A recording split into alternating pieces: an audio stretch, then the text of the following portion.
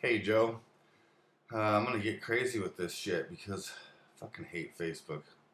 I really should have been doing this a long time ago. It's just that's not set up really for video, and I'm a kind of a video guy. But here goes. Here's the story. It sucks. I've already just told it. I put my heart and soul into the first one.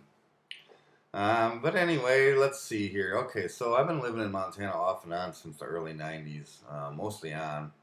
And I scored this job up in Cutbank, Montana, like population 1,200 people, and was putting in windmills because I was running heavy equipment out there. Is basically how I was making my living. So we were putting 140 windmills on this huge wind farm, and I was, cutting in the roads and stuff, and like digging the holes to put the concrete and whatnot, and like backfilling and what all that cool stuff. It was great pay, great money and stuff. Plus, like you couldn't even see a structure out there from where from the job site, just mountains and open prairie. It was pretty awesome. But I hadn't, I had just recently gotten a computer because I hadn't had one since the early '90s. Hi, honey. And so I would go to Kalispell, which is like 2 hours up and over through Glacier, because I had a bunch of friends up there and stuff. So on the weekends I'd head over there. And one of my friends was like laughing, on the computer and whatnot. I'm like, well, no, what are you doing? She's like, oh, there's this site. Excuse me. There's this site, Facebook, and she grew up in Malibu, and she's like, all my high school friends and stuff around there. It's such a crazy thing. It's pretty weird. And so Carmen and I, we had started going to school together in the sixth grade at Kennewa, and then graduated together. So we were pretty close. And I always wondered like where she was, what she was doing, because we hadn't spoken in like I don't know the better part of 20 years.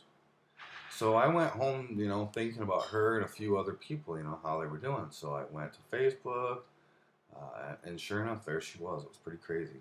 So I instantly sent her a message, and she sent me one back, and blah, blah, blah. And I said I don't type very well. And so then we started talking on the phone. And I had only really had a cell phone for, like, I don't know, a year or something. I really didn't want contact with the outside world.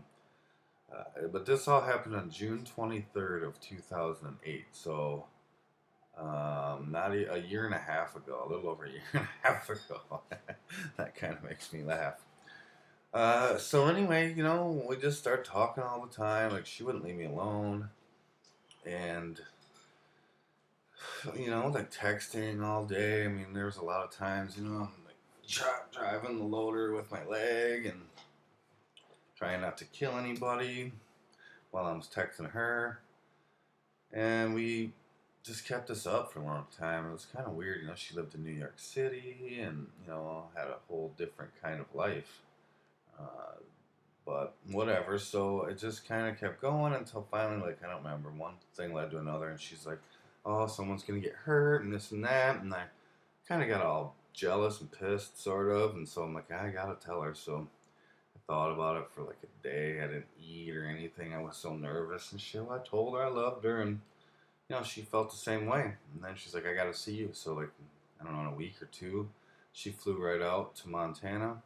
I picked her up at Great Falls Airport, and we spent 5 amazing days. I took her through Glacier and to Hot Springs and all kinds of really crazy stuff. And there was definitely something crazy going on, but it just seemed so weird. I mean, we were from different ends of the planet. I mean, we grew up in the same place, though. The country out in Alpine and whatnot.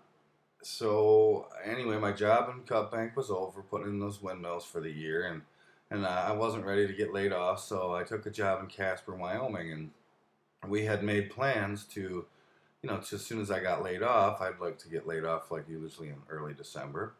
That I was gonna drive to Denver where I have friends and fly to New York and spend like a couple months together and just kind of see what happened.